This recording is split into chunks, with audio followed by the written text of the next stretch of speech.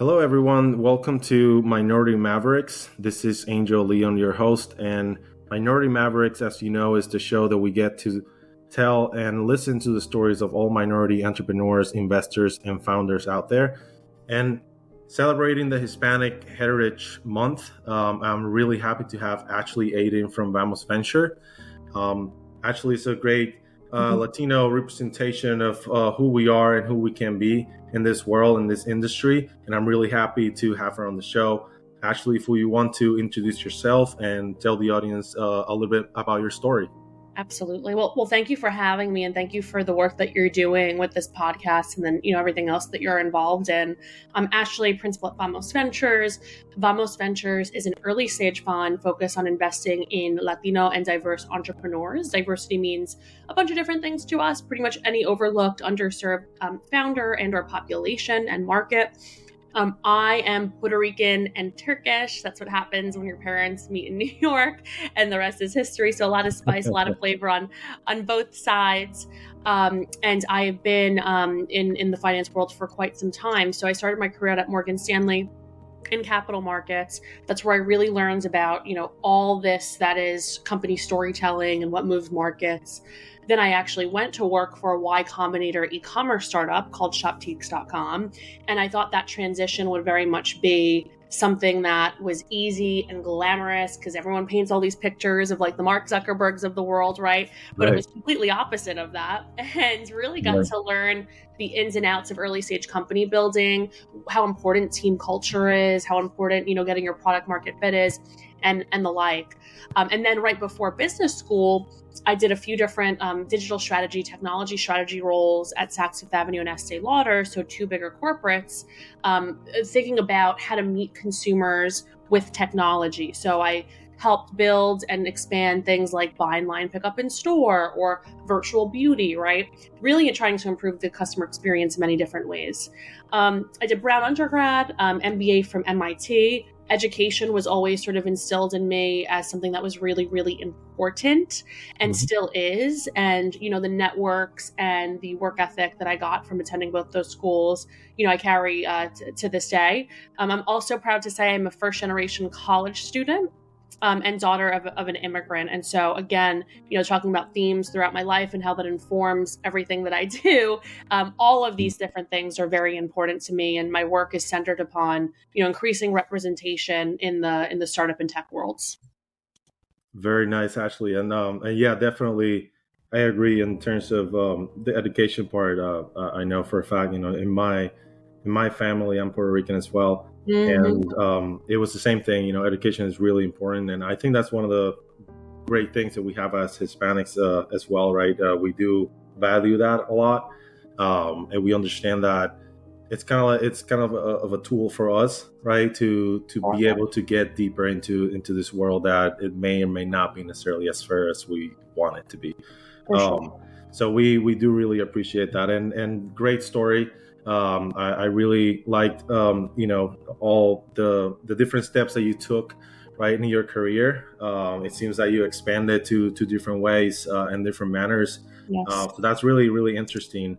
But all that sounds great, right, Ashley? And again, everything sounds amazing. But I'm pretty sure that as a Latino person, as a minority person in this industry, and also as a woman, you may have faced some challenges as you go through all these different pathways in your life. And I would like you to share a little bit more with the audience about these challenges that you face as a minority woman entrepreneur and investor. Absolutely. There's a lot of them, to your point. And still to this day, there is this a sense of like imposter syndrome and like, am I good enough to be here? And like, am I really smart? And, am I going to be a good investor? And so there's all of that. Yeah. And I'll tell you, working at this fund has helped me a lot in that. I think particularly for Latinos, listen, no one was talking about this opportunity, in the early 2000s, right? No one was noticing and, kind of are just starting to notice that in this country, 30% of the population is going to be Latino in a few short years, right? And why is it such a thing that's glossed over. And then it relates to sort of a lot of the challenges that I face, particularly in venture capital. And I can talk about sort of the other spaces that I've been in. But It's because you have a few different things at play. So a blind spot, right? There's a lot of bias and pattern matching when it comes to venture capital. Pattern matching in the sense of, it used to be that you invested in your friends or people who were familiar to you or went to certain schools, and that left out a lot of us, right, in this space because, we might have been first generation, or we went to community college, or we didn't know what technology was, right? Then there's also the perceived risk of someone, like myself, right, or a similar person, in that, I'm kind of on my own, right? I don't have mom and dad's money. I don't have, them going to these prestigious schools. I'm the first in my family to attend college. I don't have really anyone to rely on. And so, for someone who's going to invest in me, that might be something like, hey, is Ashley really cut out for this? Like, she doesn't have a support system around her, and she might be a more difficult, founder, investor to really invest in, right? And then there really is sort of that there wasn't an awareness of like tech and all these amazing opportunities like being a venture capital investor. I only got to find out what, venture capital and tech was by just building this network around me of people at school who like spoke this language, trying to watch and read as much as I can about, the American dream and all these entrepreneurs, and seeing like, well, being an investor and or founder and building something is actually a wonderful path to wealth generation, right?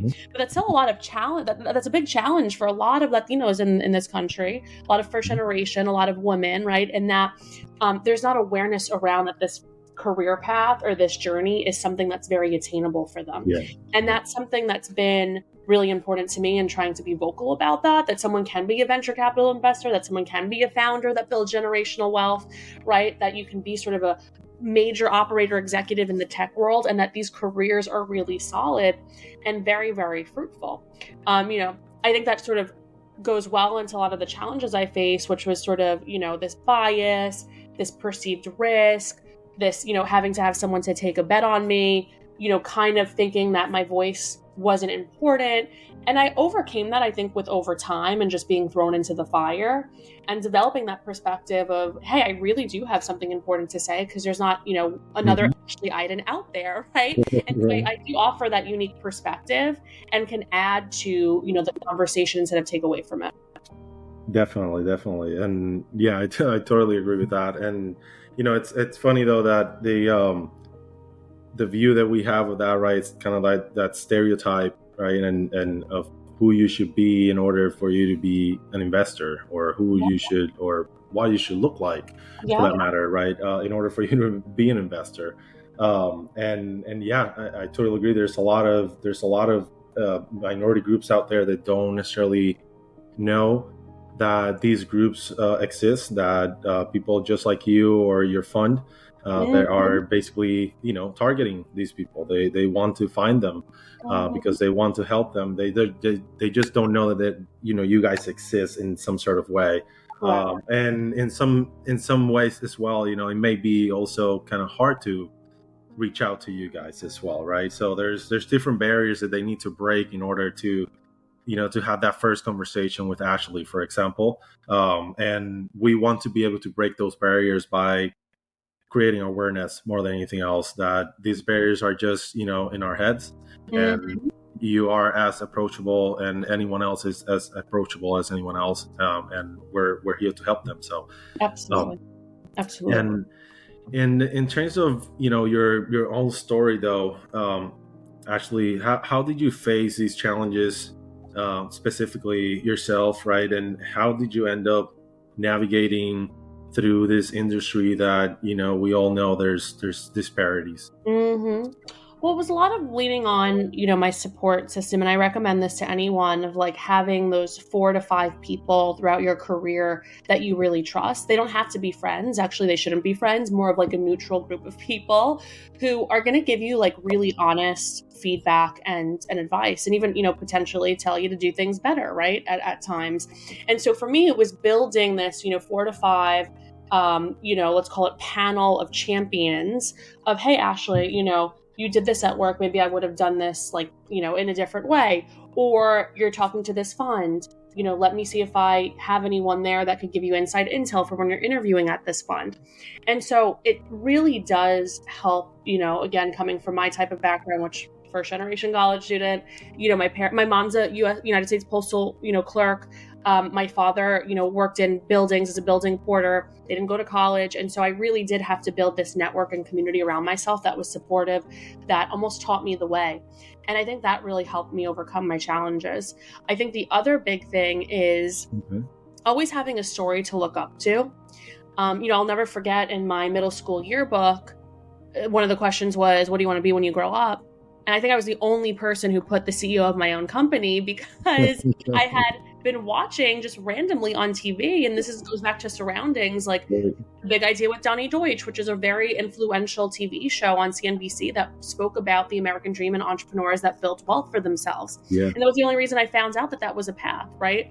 And so a lot of it's surroundings, community, and educating yourself, right? I think people who sort of read and consume and add their perspective, they're looked upon, very favorably, particularly in the tech space, because they have something to say and they're not shy and they put themselves out there. And the more people know about them, the more people, invite them to things and put them in the room. And that's just that's how you have to be, it's kind of be fearlessly yourself and not ashamed of it. That's great, actually. And it's funny,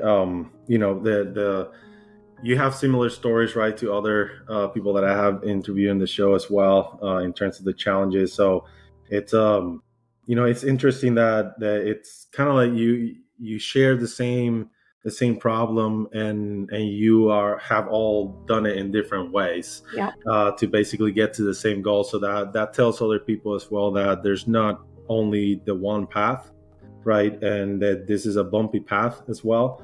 And that you may start, from one end and end up, in a different spot at some point through the journey. But it's interesting just to, hear your challenges versus others as well, and how you found your own way, right? And that's what we all need to do. And it's really inspiring to hear that. To your point, I just want to double click on that. I often get folks reaching out to me and they're like, oh, do I have to do XYZ in order to break into venture capital or be a founder or do this career?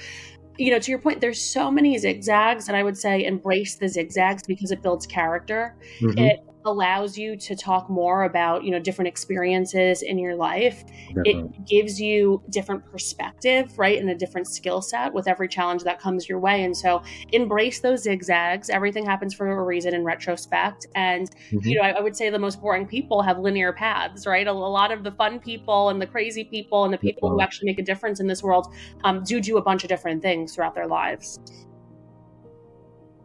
Definitely. And you mentioned earlier, though, that you build, your career and your own pathway based on advice and relationships, right, that you have built across the years. And now I would ask you, Ashley, to talk to your audience, talk to your people, and see if you can give them a little bit of advice, and to tell them that everything that you have told us, right, and how you best navigate, right, as a minority entrepreneur, investor, founder, and you want to go to that path, but I don't know the resources, right? So can you provide a little bit more, not just necessarily advice, but more also, how to get to these resources that they need?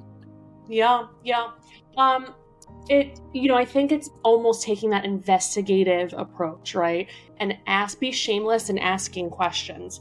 That's how I always find out a lot of information that I could leverage in my day-to-day job, and then just in life, is just being curious about people, about happenings, about situations, asking questions and using that information, leveraging that information to better your experience, whether it's in the workplace or in life or in another regard. I think that there are great examples of folks who have been journalists, actually, who have broken into sort of the tech space and then venture capital more specifically, and they excel at their jobs because they're always asking everyone really interesting questions and, trying to figure out, is this going to work? Kind of being a problem solver.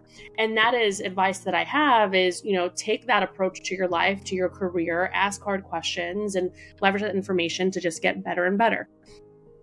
Nice. Very good. Very good. I'm sure that a lot of aspiring, minority entrepreneurs and founders out there would love to hear this episode and just catch on that advice.